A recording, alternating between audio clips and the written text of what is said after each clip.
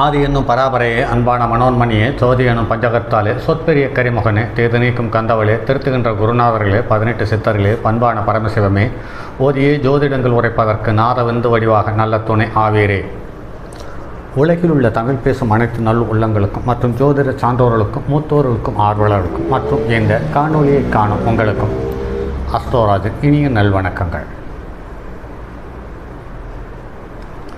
ஜோதிடம், ஆன்மீகம், வாழ்வியல், மருத்துவம் என்ற தலைப்பில் தொடர்ந்து காணொலிகளாக கொடுத்து வருகிறோம். அந்த வகையில் இன்று ஜோதிடத்தில் ஒரு பகுதியாக அல்லது ஜோதிடத்தில் தொடரும் ஒரு காணொலியாக இனம் கடந்த காதல் திருமணம், அதாவது வேற்று இனத்தில் திருமணம் செய்த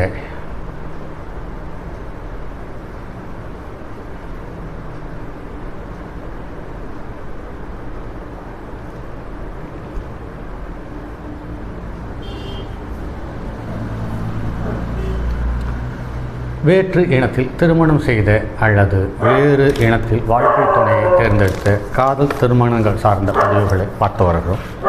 அந்த வகையில் இன்று 12வது கலப்பு திருமண ஜாதகமாக ஒரு பெண்ணினுடைய ஜாதகம். இது 21/12/1988 பிறந்தது. மாலை 7:25 மணிக்கு ஜனனம். இது மிதுன இலக்கணத்தில் பிறந்திருக்கிறது. இந்த பெண் 3ஆம் இடத்தில் கேது, 6வது இடத்தில் சுக்கிரன், 7வது இடத்தில் சந்திரன், புதன், சனி, 9ஆம் இடத்தில் ராகு, 10வது இடத்தில் செவ்வாய் திக்பலம், 12ஆம் இடத்தில் சந்திரன் உச்சம் குருவோடு சேர்ந்து, அதாவது வக்கர குருவோடு சேர்ந்து. இது லக்கணத்துக்கு 4க்குரியவன் என்று பார்க்கும் பொழுது அவனுடைய ஸ்தானத்துக்கு 6ஆம் இடத்துக்குரிய கிரகத்தோடவும் அவனுடைய ஸ்தானத்துக்கு 12ஆம் இடத்துக்குரிய கிரகம் சம்பந்தப்பட்டது. அதே சமயத்தில் லக்கணத்துக்கு 3ஆம் இடத்துக்குரிய கிரகம், 9ஆம் இடத்துக்குரிய கிரகம், 8ஆம் இடத்துக்குரிய கிரகம். 8, 9க்குரியவன் அவமானத்தை தந்து வெற்றியை தருகிறார். 3ஆம் இடம் தைரியசாலியாக இருக்கிறது. அதே சமயத்தில் 4ஆம் இடத்துக்குரிய கிரகம் 1க்கு மேற்பட்ட பாவக்கிரகங்களுடைய தொடர்பு பெற்றதால் வாழ்க்கை துணை என்பது வீட்டில் எதிர்பார்க்காமல் ஆனால் வீட்டை கட்டுப்படுத்தி அவர்களை ஏற்றுக்கொள்ள வைத்து காதல் திருமணம் செய்து கொண்டது. இது ஒவ்வொரு கிரகமும் இலக்கண புள்ளி உள்பட எந்த கிரகம் எந்த நட்சத்திரத்தினுடைய பாதத்தில் பிறந்திருக்கிறது, எந்த நட்சத்திர பாதம் அமைந்த நேரத்தில் இந்த குழந்தை ஜனித்திருக்கிறது என்பது சார்ந்த தகவலை பார்ப்போம். லக்கணம் புனர்பூசம் 3ஆம் பாதத்தில் 26.48 பாகை பெற்றிருக்கிறது. ஆக இந்த ஜாதகத்தில் இதுவே அதிக பாகை. சூரியன் மூல நட்சத்திரம் 2ஆம் பாதத்தில் 6.20 பாகை பெற்றிருக்கிறது. சந்திரன் ரோகிணி நட்சத்திரம் 2ஆம் பாதத்தில் 15.42 பாகை பெற்றிருக்கிறது. செவ்வாய் ரேவதி நட்சத்திரம் 2ஆம் பாதத்தில் அமர்ந்து 21.30 பாகை பெற்றிருக்கிறது. புதன் போராட நட்சத்திரம் 2ஆம் பாதத்தில் அமர்ந்து 17.36 பாகை பெற்றிருக்கிறது. குரு கிருத்திகை நட்சத்திரம் 3ஆம் பாதத்தில் அமர்ந்து 3.58 பாகை பெற்றிருக்கிறது.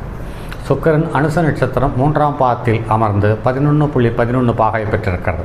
சனி மூல நட்சத்திரம் 4ஆம் பாதத்தில் அமர்ந்து 10.46 பாகை பெற்றிருக்கிறது.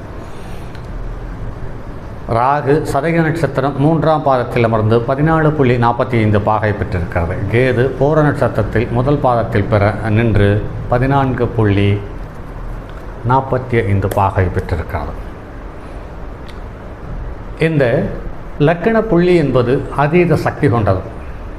லக்கணத்தை வழிநடத்தக்கூடிய தகுதியுள்ள நிலையை அடையாளம் காட்டுவது லக்கணம் நின்ற புள்ளி நின்ற நட்சத்திரம். இந்த நட்சத்திரத்தை பெற்ற கிரகம்தான் இது அதீத சக்தி கொண்டதாக நடைமுறையில் பார்க்கப்படுகிறது. ஆக புனர்பூசம் 3ஆம் பாதத்தில் லக்கண புள்ளி நின்றதால் இந்த லக்கண புள்ளியை கொடுத்த கிரகம் என்று பார்க்கும் பொழுது குரு, அந்த குரு கிருத்திகை நட்சத்திரத்தில் நின்றதால் அதீத பலம் பெற்றது. அதே சமயத்தில் இந்த ஜாதகத்தில் இந்த கலப்பு திருமணத்தை தந்தது என்று பார்க்கும் பொழுது 7ஆம் இடத்திற்கு 3ஆம் இடத்தில் நின்ற சகாயஸ்தானத்தில் நின்ற ராகுவும் 7ஆம் இடத்தில் நின்ற புதனும் சனியும் இவர்களுக்கு ஒரு அசாத்திய தைரியத்தை வரவழைத்து காதல் திருமணத்தை தந்தது என்பதுதான் இயல்பான ஒரு நிலை. அதற்கு அடுத்து 3ஆம் இடத்தில் கேது நிற்பது என்பதும் ஒரு அதீதமான துணிச்சலை தந்து விடுகிறது. 3க்குரியவன் என்று பார்க்கும் பொழுது அவன் கேது நெருப்பு வீட்டில் சிம்மத்தில் நின்றது. அந்த கேதுவுக்கு வீடு கொடுத்த சூரியனும் தனுசு வீட்டில் நெருப்பு வீட்டில் நின்றது என்பது தான் இங்கு கூடுதலான விஷயம்.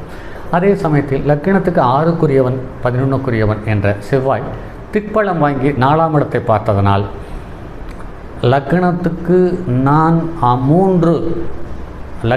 6 11 என்று எடுத்துக்கொள்ளுங்கள். அதே சமயத்தில் 4ஆம் இடத்திற்கு 3 8க்குரியவன் என்பதை எடுத்துக்கொள்ளுங்கள். ஆக இந்த குழந்தையினுடைய இந்த பெண்ணினுடைய திருமணம் போது தாய் இல்லை அல்லது தாயினுடைய ஆதரவு இல்லை என்பதை அதீதமாக சுட்டி காட்டுகிறது. அதே சமயத்தில் மாதுரு காரகனான சந்திரன் 12 மறைந்து தன்னுடைய சுயசாரம் வாங்கியதால் லக்கணத்துக்கு 2க்குரியவன் 12 மறைந்து 12க்குரியவன் 7 இருக்கிறான்.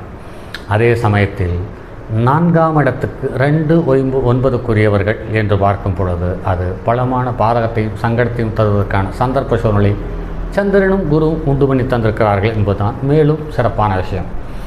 சுக்கிரன் செவ்வாயினுடைய வீட்டில் நின்று சனியினுடைய நேரடி தொடர்பை பெற்றிருக்கிறது. அந்த சனி சுக்கிரனுக்கு 2ஆம் இடத்தில் இருந்தது மேலும் தைரியத்தையும் அதீத ஈடுபாட்டையும் தந்திருக்கிறது என்பதுதான் இங்கு மேலும் சொல்ல வேண்டிய ஒரு அற்புதமான தகவல். இந்த ஜாதகத்தில் சந்திரனுடைய நட்சத்திரம் ரோகிணி நட்சத்திரத்தில் சந்திரன் இருந்து சந்திர திசை தொடக்கத்திலேயே 5 வருடம் 8 மாதம் 17 நாள் வரை இடைப்பட்ட இந்த காலத்திலேயே தந்தைக்கும் தாய்க்கும் சற்று முரண்பாடான உறவுகள் இருந்திருக்கிறது என்பதை காண முடிகிறது. காரணம் என்னவென்றால் ஒரு ஜாதகத்தில் சந்திரனும் சூரியனும் ஒருவருக்கொருவர் 6 8 நின்று விட்டாலே தாய்க்கும் தந்தைக்கும் கருத்து வேறுபாடு வந்துவிடுகிறது என்பது நடைமுறையில் எண்ணற்ற ஜாதகத்தை பார்த்திருக்கிறோம்.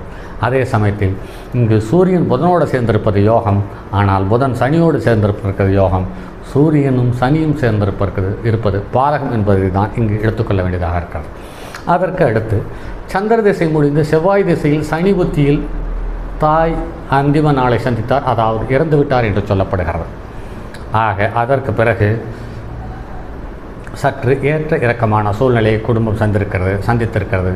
அப்போது தந்தை 2வது திருமணம் செய்து கொள்ள இந்த பெண் இதனுடைய கூட பிறந்த மற்றும் ஒரு உறவு எல்லாமே அவரவர்களுடைய வாழ்க்கையை அவர்களை தீர்மானிக்கக்கூடிய சந்தர்ப்ப சூழ்நிலை கிரகங்கள் உண்டு பண்ணி தந்து ராகு திசையில் சனி புத்தியில், அதாவது 7ஆம் இடத்தில் இருக்கக்கூடிய சனியும் 9ஆம் இடத்தில் இருக்கக்கூடிய ராகுவும் சேர்ந்து இந்த காதல் திருமணத்தை செய்து சற்று பாதிப்பான நிலையை தந்திருக்கிறது. ஆனால் காலப்போக்கில் பிற்காலத்தில் இந்த பெண் தாய் தந்தையோடு, அதாவது சிற்றன்னையோடும் தந்தையோடும் சேர்ந்திருக்கிறார்கள் என்று உறவுகள் வரவு செலவு எல்லாமே திருப்திகரமாக இருக்கிறது. 10ஆம் இடத்தில் திக்பலம் பெற்ற செவ்வாய் இவர்களுக்கு ஒரு அரசாங்க அலுவலையும், அதாவது வேலையையும் கொடுத்தது.